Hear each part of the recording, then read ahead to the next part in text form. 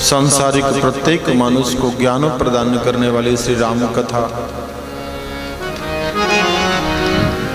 महाराज, सतयुग, त्रेता, द्वापर, कलयुग,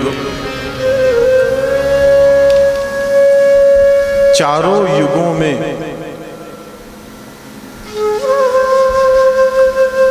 काम, क्रोध, लोभ, मोह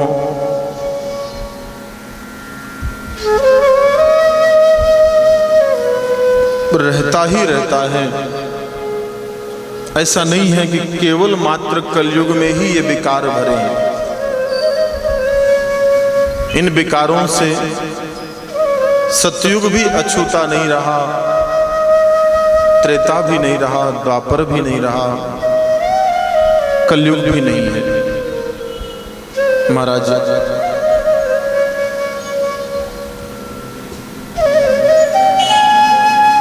दंभ और अभिमान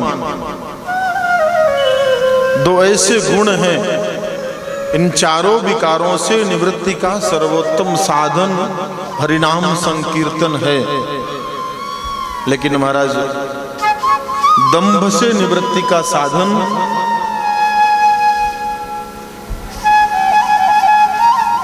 कोई है ही नहीं। दंभ स्वभाव का आवरण है,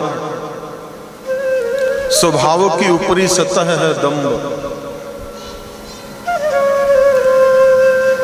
त्रेता में महाराज भगवान श्री राम की कथा त्रेता की है।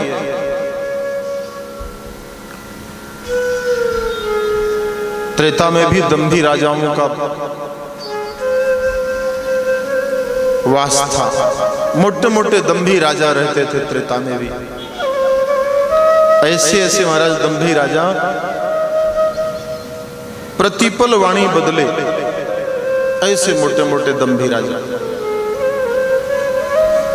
सीता जी के स्वयंवर में सभी आए, अपेक्षा एक थी, धनुष तो हम ही तोड़ेंगे, स्वयंवर तो हमारे साथ ही होगा। लेकिन महाराज, दंभी राजाओं का स्वभाव कैसा होता है?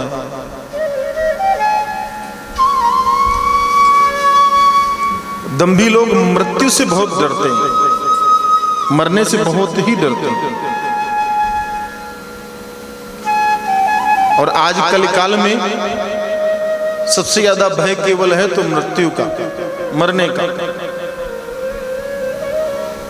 दंभी लोग तो ऐसे ऐसे हैं महाराज। एक महापुरुष मरने के लिए चले, रेलवे लाइन में खुद को बांध दिया, रेलवे की पटरी में बांध दिया। कुछ लोगों ने आकर के मना किया, भाऊ जीवन बार बार नहीं मिलता, क्यों मरने जा रहे हो? बोला, अरे मरना ही है, इस जीवन से ग्लानि हो गई है, मरना ही है। तो किसी महापुरुष ने आकर के पूछा, भाऊ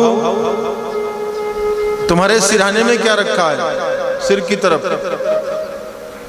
तो इतनी चपाती बांध कर ले गया था। किसी महापुरुष ने पूछा, ये चपाती का क्या करोगे? बोले, ट्रेन लेट हो गई तो भूखा नहीं मर जाऊंगा, ट्रेन आने में लेट हो जाए तो भूखा मर जाऊंगा। आया मरने के लिए है, परंतु भूख की चिंता है। महाराज,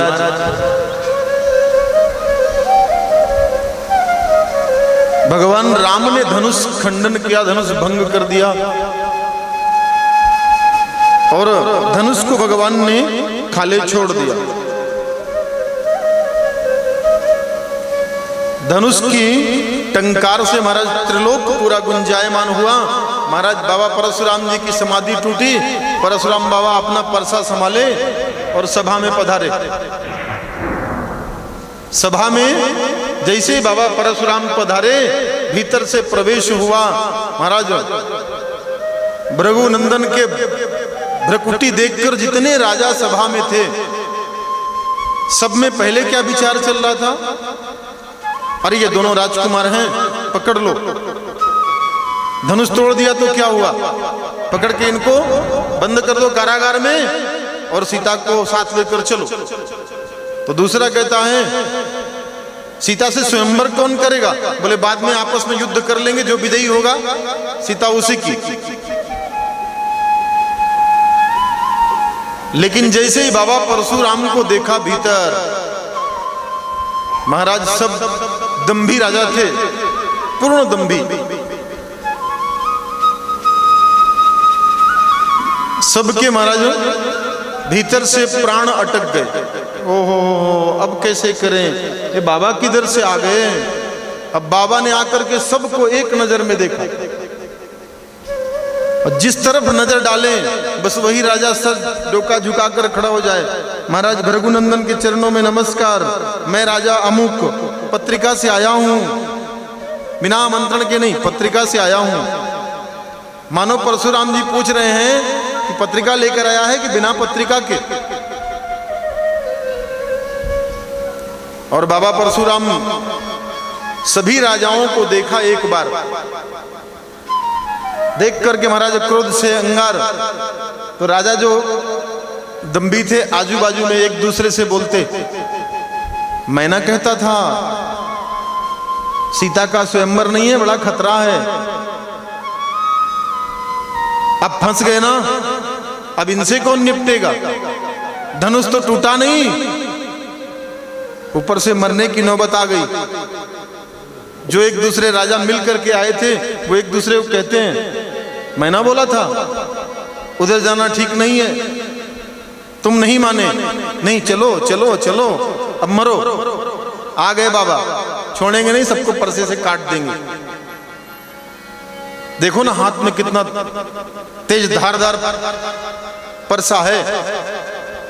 अब परशुराम जी परसे को और चमका रहे थे जोर जोर से, तो राजाओं के और प्राण अटके हुए थे गले में, पता नहीं किसके ऊपर रख जाए कौन ठिकाना। जिधर नजर टेढ़ी हो जाए बाबा परशुराम जी की। महाराज बाबा परशुराम एक बार दृष्टि डालते हैं और जैसे उधर नजर डाली, एक राजा पर दृष्टि पड़ी तो तुरंत खड़ा होकर, महाराज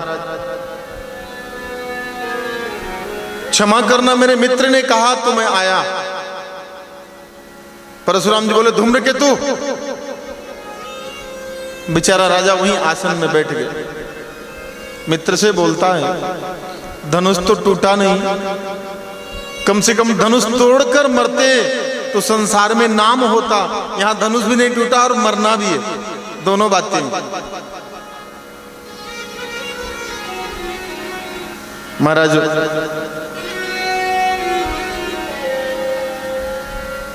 बाबा परशुराम भीतर प्रवेश करके जैसे ही महाराज जनक जी की ओर देखा, क्रोध में कहु जड़ जनक धनुष कहीं तोड़ा। अरे जड़मती जनक बोल, इस शिव धनु को किसने तोड़ा? महाराज सारी सभा शांत, स्वर नहीं निकलता किसी का, सब भीति में भर गए।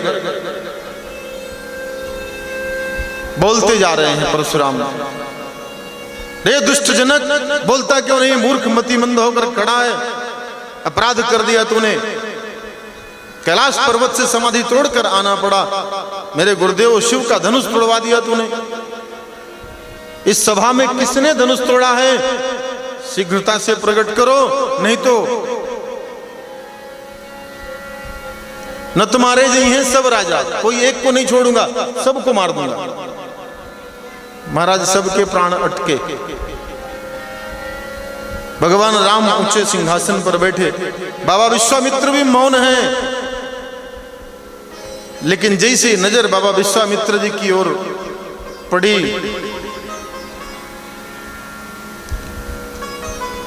बाबा विश्वामित्र ने नमस्कार किया। नमस्कार ब्रह्मर्षि, कैसे हैं आप? भी यहां बीच में पधारे हैं। आप यहां आमंत्रण से आए हैं स्वयंवर में। महाराज विश्वामित्र जी ने अपना परिचय दिया। भृगुनंदन क्या करें, परिस्थिति ऐसी थी, आना पड़ा। महाराज चारों तरफ घूमते भी जा रहे हैं, देखते भी जा रहे हैं, और पहले ही घोषणा कर दी, जल्दी बताओ नहीं तो सारे के सारे राजा मारे जाएंगे, किसी एक को नहीं छोड़ने वाला। महाराज कई बार ज्यादा बोलना भी हानिकारक हो जाता है, ज्यादा नहीं बोलना चाहिए। अब परशुराम बाबा बोलते ही जा रहे हैं, वाणी है, वाणी तो निकलती जाती है, जो मन में आया निकलता जाता है, बोलते जाते हैं। स्वभाव। महाराज एक गांव में राजा ने बढ़िया सुंदर महल बनाया। महल का एक एक झरोखा, एक एक कमरा बढ़िया सुंदर से बनाया। घोषणा कर दी पूरे राज्य में महल दर्शन करने का निमंत्रण। पूरा संपूर्ण नगर महाराज महल का दर्शन करने आया, महल को देखने के लिए। जो राजा के सेवक थे सभी परिचय कराते थे, महाराज ये महाराज का शयन कक्ष है, ये महाराज का पूजा घर है, ये महाराज का रसोई घर है, ये महाराज का बैठक है। सारा सभी सभा का दर्शन कराते जा रहे थे। सब आए लेकिन गांव का मुखिया नहीं आया। गांव का मुखिया, एक गांव में मुखिया होता है, इधर महाराष्ट्र में क्या बोलते हैं, सरपंच। लेकिन जुने काल में महाराज मुखिया, जो ज्यादा साहूकार मोटा होता था उसे मुखिया कहते थे। राजा ने साहूकार के पास अपना मूर्ति भेजा, जाओ मुखिया जी को बुला कर लाओ, शायद वो हमारे विशेष आमंत्रण की प्रतीक्षा कर रहे होंगे। मुखिया जी को गए बुलाने, राजा स्वतः साथ में चले, मुखिया जी को नगर महल का दर्शन कराते। मुखिया जी ये शयन कक्ष है हमारा, ये निकास द्वार है। लेकिन मुखिया जी का ध्यान कहीं और है। जब पूरे महल का, संपूर्ण महल का दर्शन करा दिया, तब महाराज पूछने लगे, राजा कैसा लगा महाराज? मुखिया जी बोले, महल तो अच्छा है राजन, बहुत सुंदर है, लेकिन द्वार थोड़ा छोटा कर दिया है, द्वार छोटा हो गया। बोले क्यों, द्वार कैसे छोटा हो गया?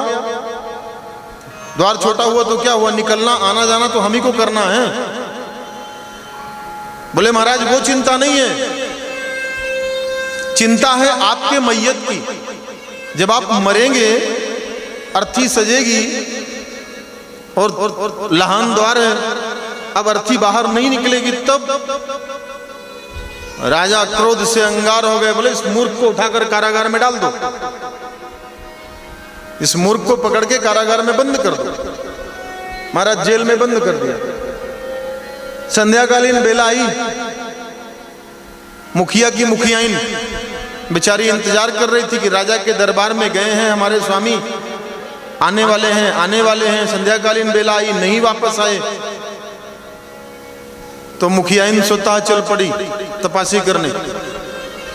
करते करते पहुंची राजमहल में, सैनिकों से पूछा, बोले हाँ आपके स्वामी आए तो, लेकिन महल से बाहर नहीं आए, तुम भीतर जाओ और महाराज से पूछ लो।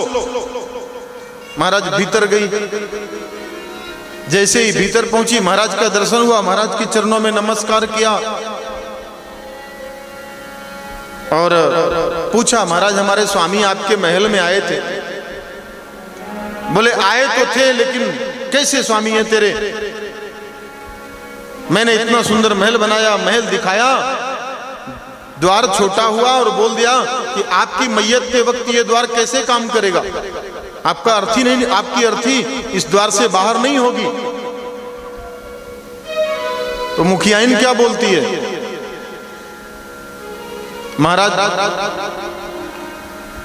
60 वर्ष के बूढ़े हो गए हैं, मति काम नहीं करती है, सठिया गए हैं। बोल देना चाहिए था कि एक एक अंग को काट के बाहर निकाल देंगे। राजा ने कहा इसको उठा के अंदर डाल दो। एक एक अंग को काट के बाहर निकालती है। अब महाराज रात्रि 8 वाजता बेटा आया घर वापस। आई वडील दोनों घर में नहीं। पता लगा बेटा पहुंचा, नमस्कार किया, महाराज माझे आई वडील। बोले कारागार में बंद हैं, ऐसे मतिमंद हैं, मूर्ख हैं।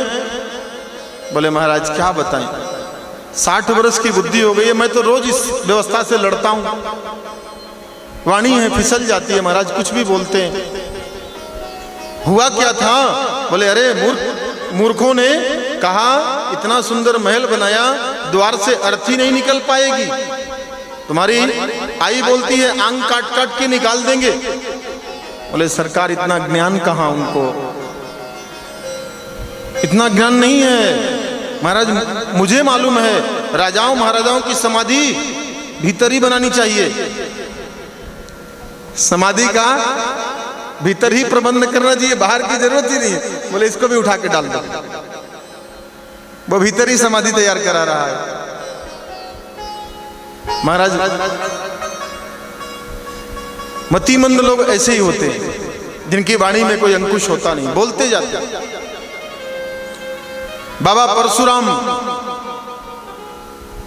बार बार बस कहु जड़ जनक जड़ शब्द का प्रयोग करते हैं और बार बार भ्रकुटी तान तान कर चारों तरफ देखते हैं। महाराज लक्ष्मण जी को सहन नहीं हुआ। लक्ष्मण जी ने बड़े भ्राता श्री राम जी को नमस्कार किया, इशारा किया, आपकी आज्ञा हो तो। बाबा कुछ ज्यादा ही बोल रहे हैं। बोले लखन तुम कैसे समझा सकते हो? बोले महाराज हिंदी वाले को हिंदी वाला ही समझा सकता है, अंग्रेजी वाले को अंग्रेजी वाला ही समझाएगा, उर्दू वाले को उर्दू वाला समझाएगा। बाबा कुछ ज्यादा ही मोटी मोटी भाषा का प्रयोग कर रहे हैं, इनको उसी भाषा में ही समझाना ठीक रहेगा, नहीं तो ज्यादा ही हो जाएगा। रामचंद्र जी की दृष्टि का इशारा हुआ, लखनलाल जी खड़े हुए।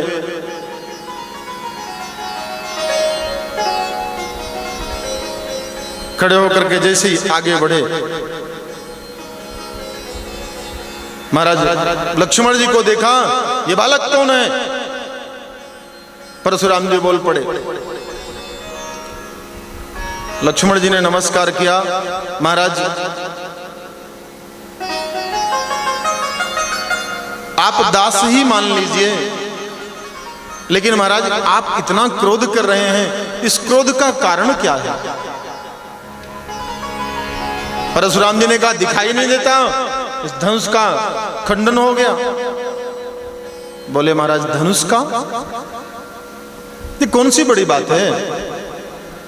बोले हो मेरे गुरुदेव शिव का धनुष तोड़ दिया, बड़ी बात है। बोले महाराज बचपन में हमने बहुत सारी धनुइयाएं तोड़ दी हैं, तब तो आपने क्रोध नहीं किया, अब आप इस धनुष को लेकर क्रोध करते हैं। बाबा तुलसी लिखते हैं,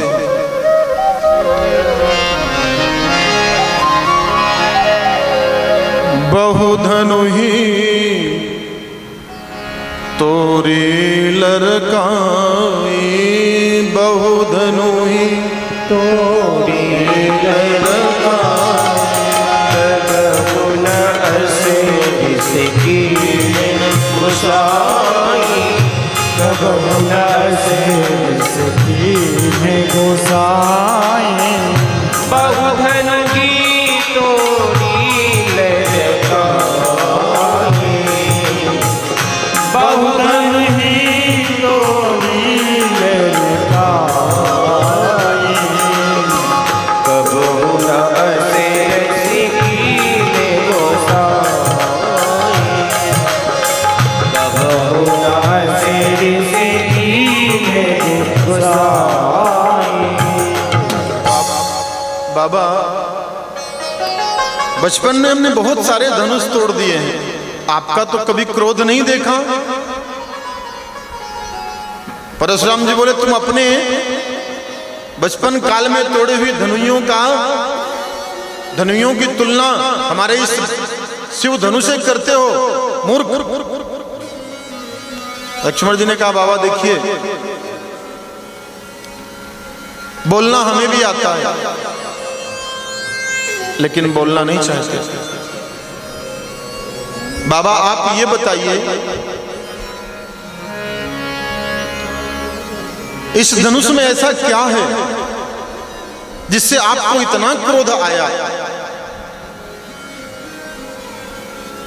धनुष टूट गया, अरे भाई रोगी किसी अपने अभिन्न को दुखी देख लो, या वो बीमार हो, अजार हो, दुख होता है, चलो भाई उसके दुख में हम सम्मिलित हो जाएं। लेकिन अगर समाचार मिले कि मैयत हो गई है तो आप क्या कर सकते हैं? जास्ती जास्ती संस्कार में सम्मिलित हो जाएंगे बस। लखनलाल जी कहते हैं बाबा आप हमें इतना बता दो, ये धनुष आपके मोह का कारण है, ये धनुष ही समस्या थी ना, समस्या को खत्म कर दिया हमारे प्रभु ने। अब समस्या खत्म हो गई है, समाधान हो गया है, अब व्यर्थ में क्रोध क्यों करते हैं? धनु पर ममता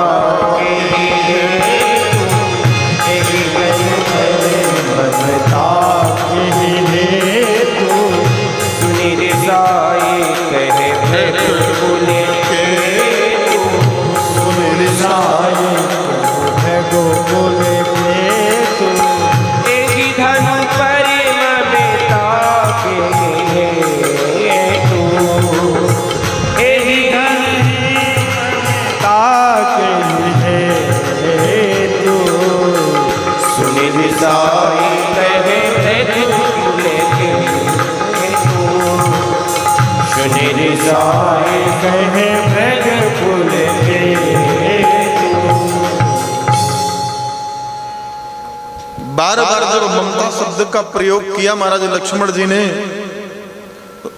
बार बार ममता शब्द का, तो बाबा और क्रोध में भर गए। एक बात बताओ महाराज, लक्ष्मण जी बाबा परशुराम से पूछ रहे हैं, बाबा बस एक महत्वपूर्ण विषय है, अभी आप सब देखते हैं ना पहाटे चाय लागे ना, चाय लगती है ना पहाटे, जैसे सोकर जगह संयम पानी हुआ, महाराज किसी किसी को तो बेटी लगती है, जगते ही पहले चाय। एक बाबा हमारे साथ हैं, वो तो रिकॉर्डर तोड़े 2.5 लीटर दूध की चाय पी जाते है ना, हाँ रिकॉर्डर तोड़े, हाँ पकते रही चाय, सर्वस्व चाहंग हृदय सन्निविष्टे, चाय सबके हृदय में पके, लेकिन आत्मा की चाय पके तो ठीक है, संसार की चाय पकाते रहते। महाराज चाय जब आती है साथ में बिस्किट भी आता है, अब बिस्किट भी आ जाए, चाय भी आ जाए, साथ में एक और आता है ना, वो सुबह सुबह से एक पुराण घर में आता है ना, पहाटे एक पुराण, एक ग्रंथ आता है ना घर में मोटा, क्या कहते हैं, नाव का है, ग्रंथालय नाव का है, पहाटे घर ही टाकते, पेपर अखबार ग्रंथ है ना मोटा। दोनों मित्र बसे, एक मित्र हाथ पर चाय है, दूसरा मित्र बसला है निवंत। मित्र बोलता है अखबार लिया, आज हिमालय में भूकंप आया, 4 से मर गए, 4 से मर गए, अब तो चाय लो, लोकर चाय आन। अब तीसरा मित्र आ गया, उसने भी चाय उठाई और बिस्कुट, आधा बिस्किट काटा, हो जास्ती मरे होंगे, पेपर वाले कमी लिखते, जास्ती मरे होंगे, मैयत जास्ती हुई, पेपर वाले कम ही लिखते हैं। आराम से चाय चल रही है, आराम से पेपर चल रहा है, आराम से बिस्किट चल रहा है, कोई दुख हुआ? अरे 4 से तो मरे ना, दुख होना चाहिए। लक्ष्मण जी बाबा परशुराम को समझा रहे हैं, बाबा आपके भीतर इस धनुष से मोह, मोह अर्थात आसक्ति। अब आसक्ति तो किधर से भी आ सकती है, दाएं से बाएं से किधर से भी आसक्ति आ सकती है। आसक्ति का मतलब ही आसक्ति, किधर से भी प्रवेश कर जाए। बाबा आप व्यर्थ में क्रोध क्यों करते हैं? बाबा क्रोध से अंगार हुए, देखा कि ये बालक मान नहीं रहा है, तो बाबा ने अपने परसे को स्पर्श किया और एक बार परसे का प्रदर्शन किया। और जैसे ही बाबा ने परसे का प्रदर्शन किया, महाराज लखनलाल जी जोर जोर से मुस्कुराए। अरे बाबा आप अपना परिचय दीजिए। बोले तू है कौन?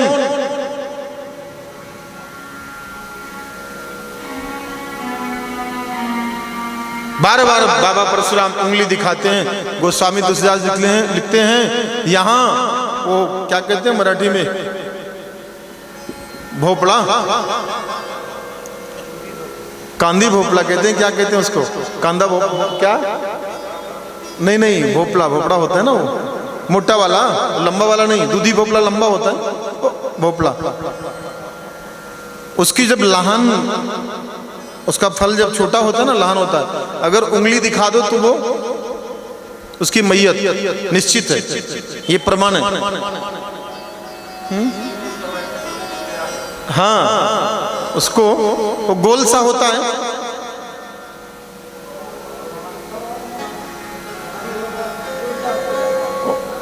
वो मिट्टी मिट्टी पूरी बनाते ना, पूरी उसकी वो पीले रंग का होता है, पीले रंग का काय म्हणते, भोपड़ा ना, हाँ भोपड़ा, वो उसमें एक गुण होता है, अगर आप उसको उंगली दिखा दो तो छुई मुई से भी ज्यादा कमजोर होता है।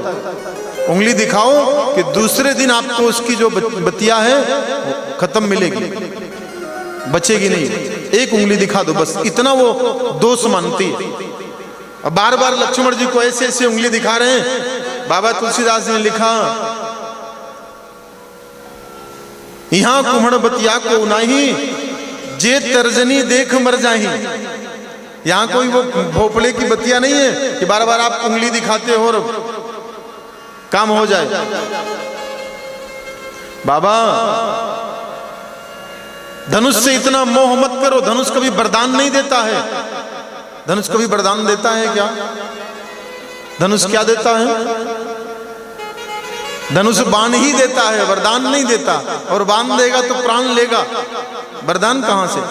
तो बाबा ऐसे प्राण लेने वाले शस्त्र को से मोह करना ठीक नहीं है। बाबा जोर जोर से क्रोध किए। रे नृप बालक कालवश बोलत तो ही न संहार, धनु ही सम त्रिपुरारी धन विदित सकल संसार। अरे सारा संसार मुझे जानता है, राजा के बालक तेरा काल निकट आ गया है, इसलिए तू संभाल के बात नहीं करता है। लक्ष्मण जी ने कहा, महाराज हमने तो सोचा कोई कारागर आ गया है। एक हाथ में आपने परसा लिया है, एक हाथ में धनुष बाण, कमर में निसंग तरकस लगा हुआ, त्रिशूल हाथ में चढ़ा हुआ। हमने तो सोचा कि कोई कारागर आ गया है, शस्त्र बनाने वाला। आप लगते ही कारागर जैसे हैं। तमाम बाबा परशुराम पूरे तैयार होकर चलते हैं ना, एक धनुष, तरकस, परसा, त्रिशूल, सूल, सारा का सारा लेकर चलते बाबा।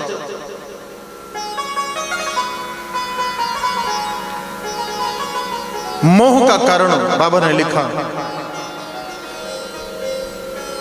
एही धनु पर ममता के ही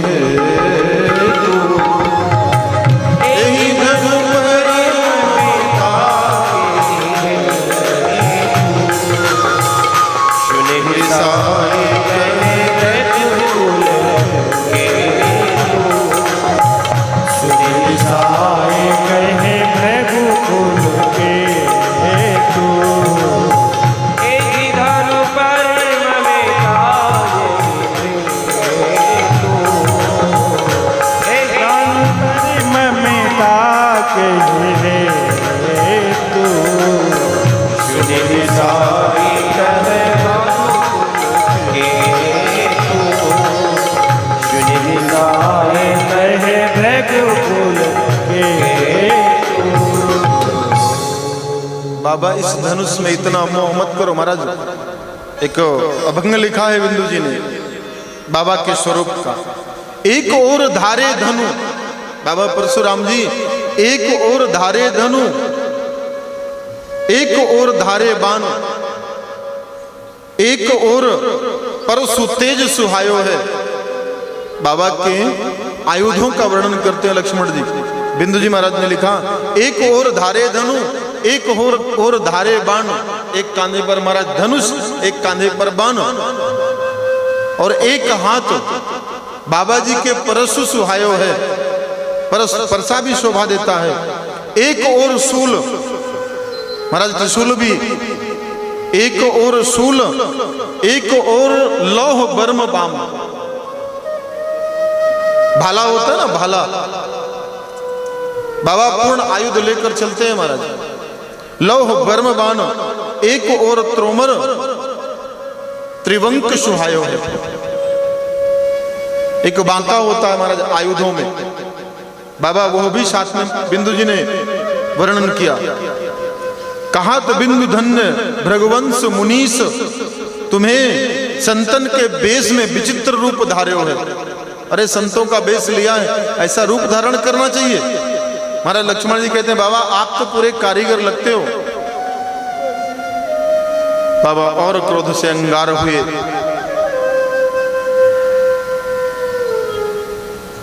लक्ष्मण जी ने राम जी की ओर निहारा। राम जी कहते हैं लक्ष्मण एक बार इशारे पर ही, बंधु प्रेम वो है महाराज। एक भाई क्रोध करता है, आज हमने देखा है अगर विवाद हो जाए कहीं और एक भाई क्रोध करे तो महाराज दूसरे भाई को सदैव शीतल रहना चाहिए, समझाना चाहिए। मोटे बंधु का यही धर्म है। लक्ष्मण जी क्रोध करते हैं, राम जी समझाते हैं। एक बार इशारा किया, समझ में नहीं आया। लक्ष्मण जी ने दूसरा प्रश्न कर दिया बाबा परशुराम से, बाबा अच्छा एक बात बताओ, आपके इन हथियारों को देखकर नहीं डरता? बाबा आपके जो शरीर में जो जनेऊ दिखाई दे रहा है ना, इस जनेऊ से यज्ञोपवीत से समझ में आता है बाबा ब्राह्मण हो। और हमारे सूर्य वंश की, क्षत्रिय वंश की यह परंपरा है कि ब्राह्मण का हम अज्ञानता में भी अपमान नहीं करते बाबा। इसलिए अब तक आप केवल शब्द प्रहार से जवाब पा रहे हैं, नहीं तो अब तक बाण वर्षा हो गई होती। परशुराम जी को धरा में कभी कोई वीर मिला नहीं था।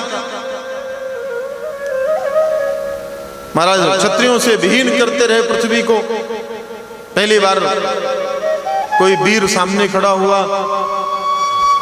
बाबा का क्रोध और बढ़ता जाए और राजा लोग आपस में विचार करते हैं अब खसको सरको, नहीं तो बाबा की नजर ये बालक तो आज मरेगा ही मरेगा, हम सबको भी मरवाएगा। एक एक महाराज राजागण अपने अपने, जैसे ही बाबा भृगुकेतु की नजर हटे, एक राजा बाहर सरक जाए, दूसरे राजा बाहर सरक जाए। क्रम से विचार करते करते कि जल्दी बाहर चलो नहीं तो गड़बड़ है। लक्ष्मण जी ने कहा महाराज एक बात बताइए, आप दोगले लगते हैं।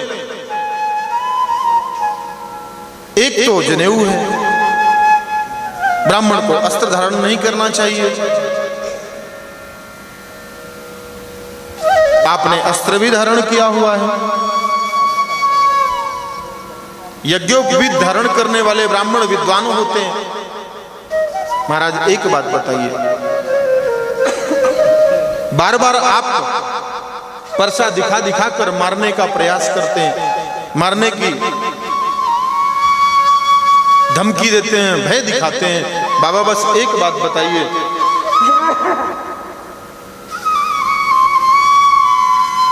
आपने कभी गणित पढ़ी है?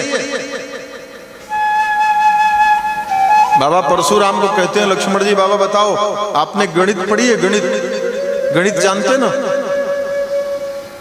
सबको मालूम है गणित विषय में होती है ना, शाला में पढ़ाई जाती है गणित।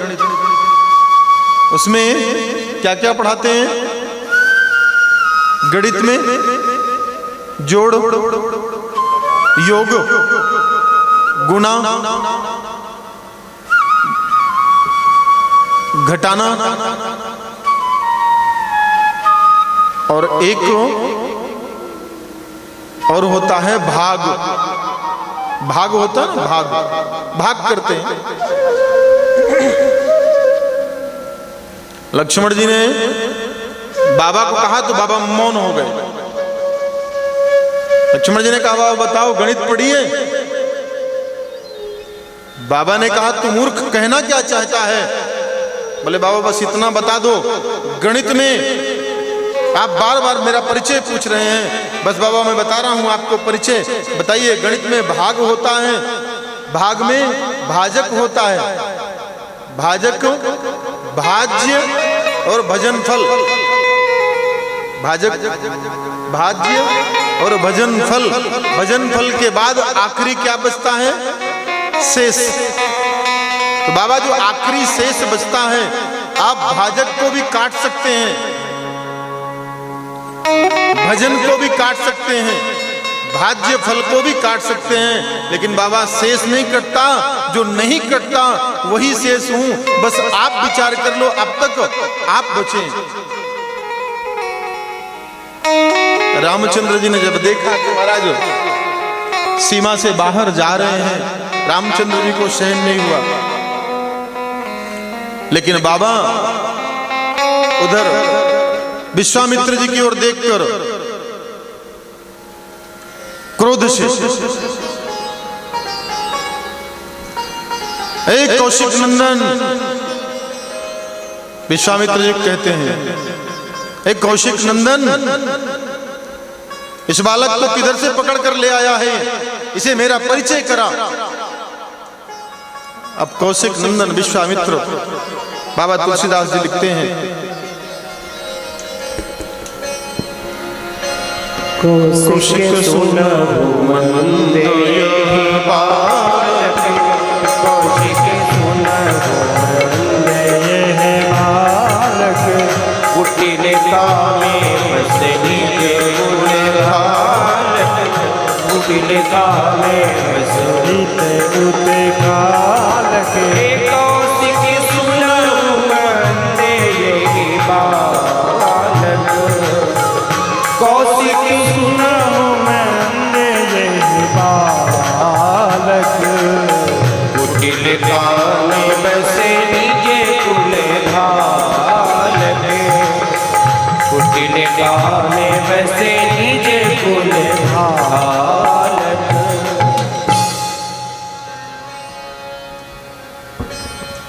रे नृप बालक कालवश बोलत तुहि न समार, धनु ही सम त्रिपुरारि धन, विदित सकल संसार।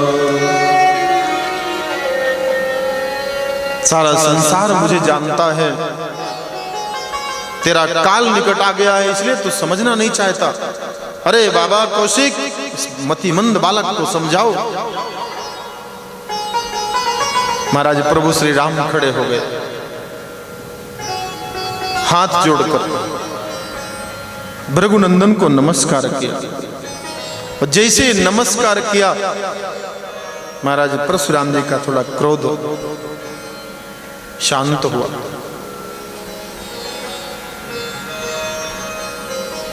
महाराज ये अपराध जिससे हुआ है, देखिए कितना फर्क है।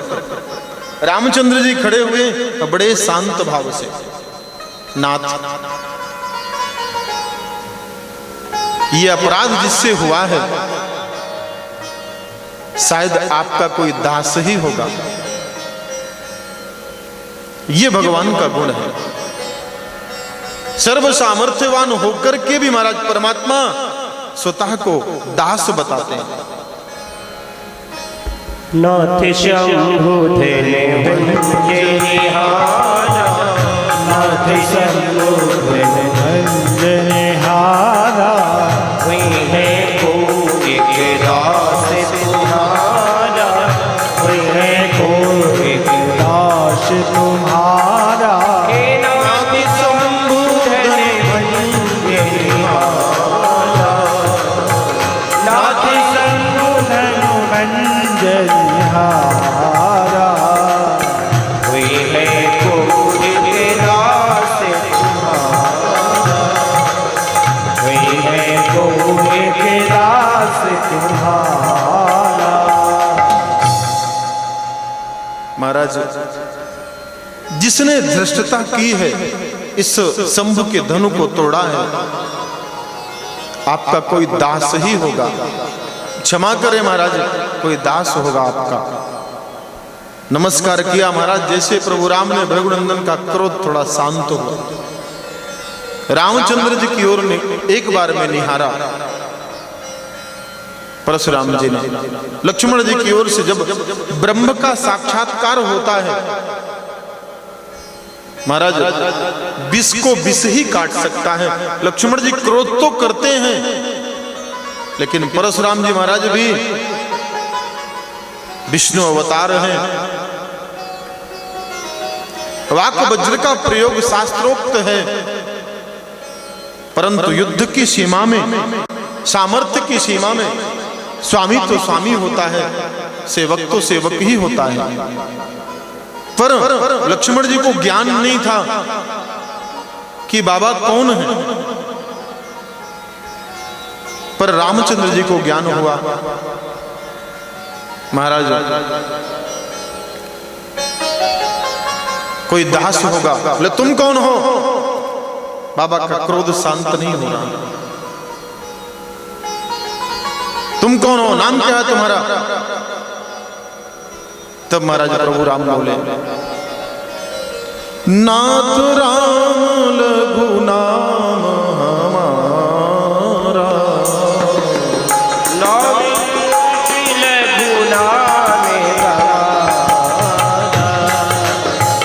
नाथ नाम लघु राम नाथ लगन लघु नाम हमारा, परसु समेत बड़ नाम तुम्हारा,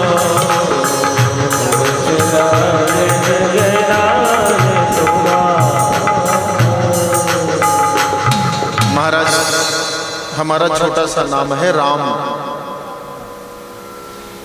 2 अक्षर का राम, और आपका परशु समेत परशुराम। महाराज कितना बड़ा नाम है। आपकी हमारी कोई समानता हो सकती है? ये कौन है? महाराज, ये मेरा छोटा भाई लक्ष्मण है। अच्छा, एक में मधुरता और एक में अंगारकता, ये कैसा स्वभाव है?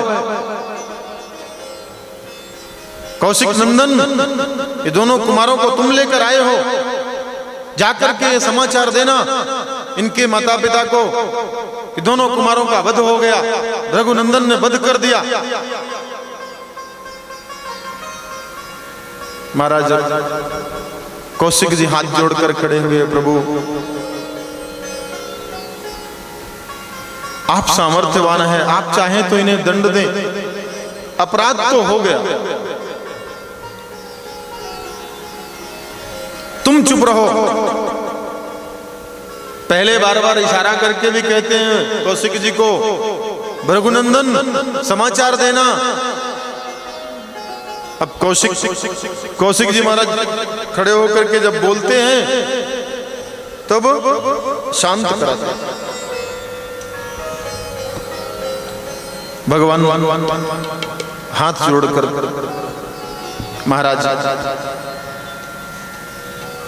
आपकी कीर्ति का वर्णन, यह ज्ञान मेरा लघु भ्राता आपकी कीर्ति को नहीं समझ सका, आपके सामर्थ्य को नहीं जान सका। महाराज क्षमा करना, आपकी कीर्ति को, आपके सामर्थ्य को मैं जानता हूं। हाँ, तो इसे समझाना। महाराज मैं कैसे समझाऊं? समझाने की जरूरत नहीं है महाराज, वो शांत रहेगा, बोलेगा नहीं। महाराज आप एक तो ब्राह्मण हैं और दूसरे शिव भक्त हैं, आपसे हमारी कैसी शत्रुता? बोले यदि तुमने धनुष तोड़ा है युद्ध करो, नहीं तो मैं वध कर दूंगा। महाराज भगवान को युद्ध के लिए परशुराम जी ललकारते हैं। भगवान ने कहा महाराज आपसे युद्ध करने में, युद्ध पर विजय प्राप्त करने में और पराभव में, दोनों में महाराज लाभ तो मेरा ही है, आपका क्या लाभ है? यदि मेरा पराभव हुआ तो भी मेरी ही विजय है। क्यों? महाराज आप विप्र वंश के हैं। मैंने विप्र वंश का जहां तक वर्णन सुना है, मेरे सूर्य वंश में कभी विप्रों का अपमान नहीं किया गया। विप्र वंश की यश प्रभुताई, अभय होए जो तुम ही डराई। महाराज जो आपको डर गया संसार में वो अभय हो गया। बड़ी ज्ञान जैसी बातें करता है, कर्म अपमानित भरा करता है और बात करता है ज्ञानियों जैसी। बाबा का क्रोध शांत ना हो।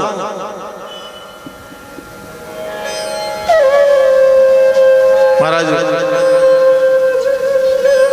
भगवान ने 4 बार विनम्रता दिखाई। चारों गुण बाबा परशुराम जी को सूट करे। पहला गुण, भगवान ने अनन्य दासता दिखाई। हुई है कोई एक दास तुम्हारा, आपका दास कोई हो सकता है। दूसरा, भगवान ने अति लघुता दिखाई। नाथ राम लघु नाम हमारा, छोटा। आजकल संसार में कोई छोटा बनना ही नहीं चाहता। अहंकारम मनोबुद्धिम करता अहमिति मन्यते। जो ब्रह्म सर्व सामर्थ्यवान है वो स्वयं को छोटा सिद्ध करके परिचय दे रहा है। बाबा परशुराम जी के भीतर का जो क्रोध है वो, महाराज जब क्रोध बढ़ता है तो विवेक नष्ट हो जाता है।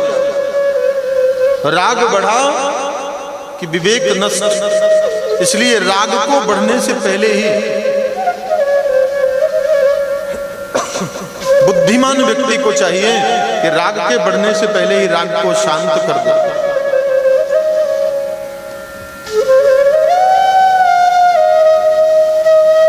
बाबा परशुराम जी को भगवान ने शांत किया।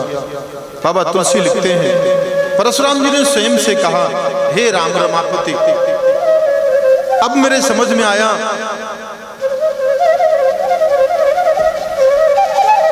मेरे पिता भृगु जी ने कहा था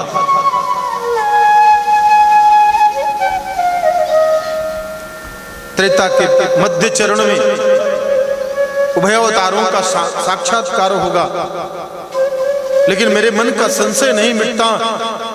एक बार इस धनुष को स्मरण करके लगता है कि तो कोई साधारण मानुष नहीं है, साधारण इंसान नहीं है। इस शिव धनु को तोड़ने वाला मेरे समान बलशाली ही कोई होगा। बलवान तो है, दास्ता भी है, सेवकाई भी है, लेकिन मेरे मन का संशय अभी मिट नहीं रहा है। इसलिए मेरा ये धनुष पकड़ो और धनुष पकड़कर इस धनुष में प्रत्यंचा चढ़ाओ।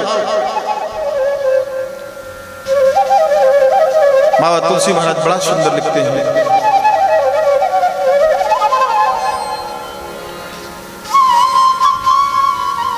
राम रमापति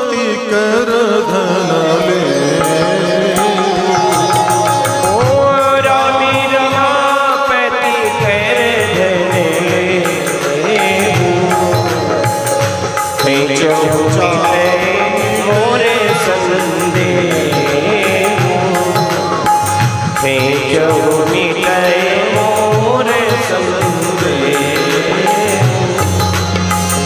ले जा पिया तू ही चली गया, ले जा पिया मुझे बाबा परशुराम में मैंने भी समय गया, परशुराम में मैंने भी समय गया।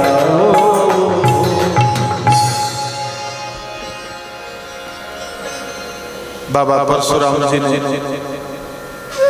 भगवान को अपना धनुष दिया।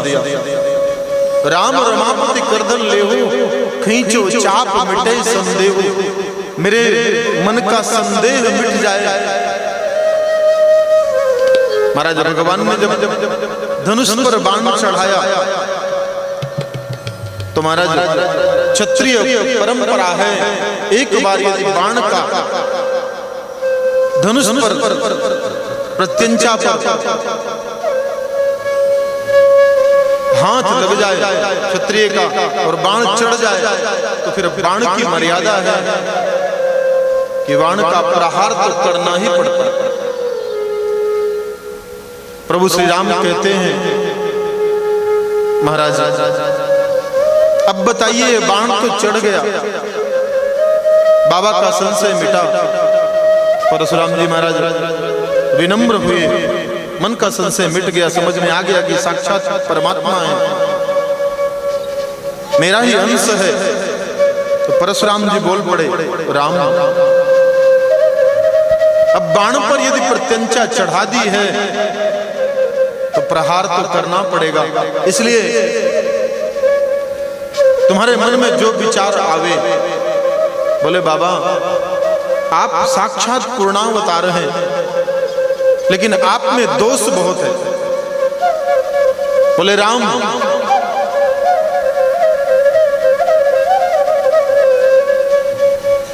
दोष तो स्वभाव है।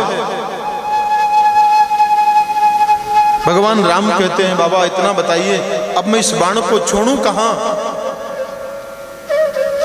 आपके पास जो गति है, परशुराम जी महाराज अमर हैं, आज भी अमर हैं। 7 तो जगत में ऐसे 7 महापुरुष हैं जिनकी मृत्यु नहीं हुई महाराज, वो आज भी अमर हैं।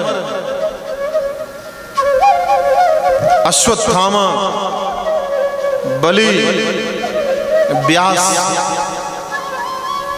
हनुमान जी महाराज, विभीषण, कृपाचार्य, अश्वत्थामा, बलिर्व्यासो, हनुमानश्च विभीषणः, कृपा परशुरामश्च, सप्तैते चिरजीवनः। ये 7 आज भी अमर हैं, इनकी मृत्यु नहीं हुई। अश्वत्थामा भी अमर है,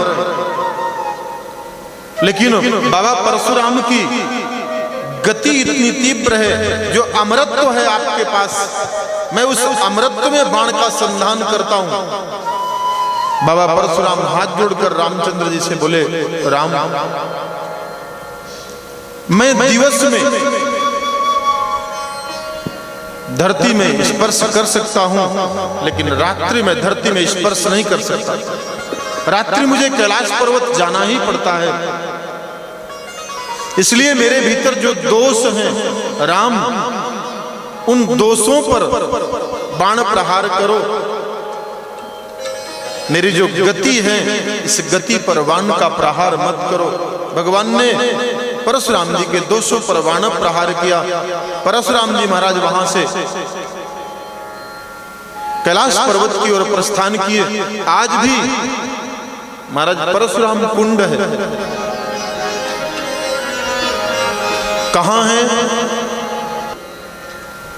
परशुराम कुंड पड़ता है महाराज आसाम और अरुणाचल प्रदेश दोनों के मध्य, दोनों के बीच की सीमा में पड़ता है। उसका नाम है परशुराम कुंड। अरुणाचल प्रदेश में राजधानी पड़ती है ईटानगर से और डिब्रूगढ़ से 220 किलोमीटर पड़ता है महाराज। चाइना के बॉर्डर में परशुराम कुंड, वहां नित्य परशुराम बाबा निवास करते हैं। अत्यंत आनंद हुआ महाराज। बाबा परशुराम भगवान को हाथ जोड़कर शब्द दिया, क्योंकि जगत में दो ब्रह्म नहीं रह सकते महाराज, दो अवतारी पुरुष संसार में नहीं रहते, एक ही अवतारी पुरुष रहता है और वो बाबा परशुराम अवतारी थे। पहले से अमर होने के कारण बाबा परशुराम जी महाराज धाम छोड़कर जा नहीं सकते, तो बाबा परशुराम ने भगवान श्री राम से प्रार्थना करी, ये दोष इतने हैं कि सब काम इस दोष से बिगड़ गए राम। मैंने मां का वध कर दिया, पिता की आज्ञा से मां का मस्तक काट दिया, वह दोष भी लगा है। राम तुम्हारा आज साक्षात्कार होने के बाद मेरे मन का दोष सब मिट गया। बाबा परशुराम महाराज भगवान श्री राम की स्तुति गाते हुए प्रस्थान करते हैं।